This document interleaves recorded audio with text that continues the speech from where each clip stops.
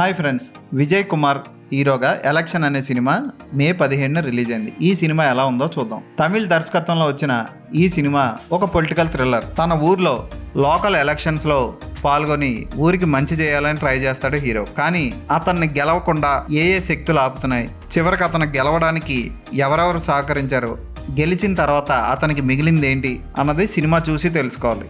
విజయ్ కుమార్ ప్రతి సినిమా కూడా గొడవలు, కొట్లాటలు వాటి మీదే ఆధారపడి ఉంటుంది. కొంచెం తమిళ ఓవర్ యాక్షన్ అతి ఈ సినిమాలో కనబడతాయి అతని పాత్రలో. ఇక తెలుగులో చాలా సినిమాల్లో నటించిన ప్రీతి అస్రాని హీరోయిన్గా నటించింది ఈ సినిమాలో. ఆమె పాత్ర ఓకే అనిపిస్తుంది.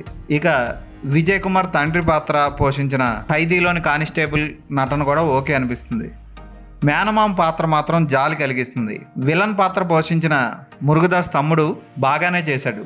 రొటీన్ క్లైమాక్స్, రొటీన్ ఊర్లో జరిగే గొడవలు, కాకపోతే పాలిటిక్స్కి హీరో తొలి ప్రేమ కథకి లింక్ పెట్టి దర్శకుడు క్లైమాక్స్లో ట్విస్ట్ బాగానే ఇచ్చాడు. అది ఓకే అనిపిస్తుంది.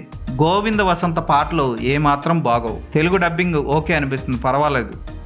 విజయ్ కుమార్ ఇటువంటి పాత్రలు మానేసి కొంచెం కొత్తదనం ఉన్న పాత్రలు ఎంచుకుంటే అతని నటనలోని విలక్షణత బయటపడవచ్చు. ఈ సినిమా అతను చేసిన మోసకొట్టుడు, రొట్టకొట్టుడు పాత్రలాగే అనిపిస్తుంది. ఇది కూడా ఫోటోగ్రఫీ ఓకే, ఆర్ట్ డైరెక్షన్ కానీ అన్నీ న్యాచురల్గా ఉండి ఒక పల్లెటూరు వాతావరణాన్ని ప్రతిబింబిస్తాయి.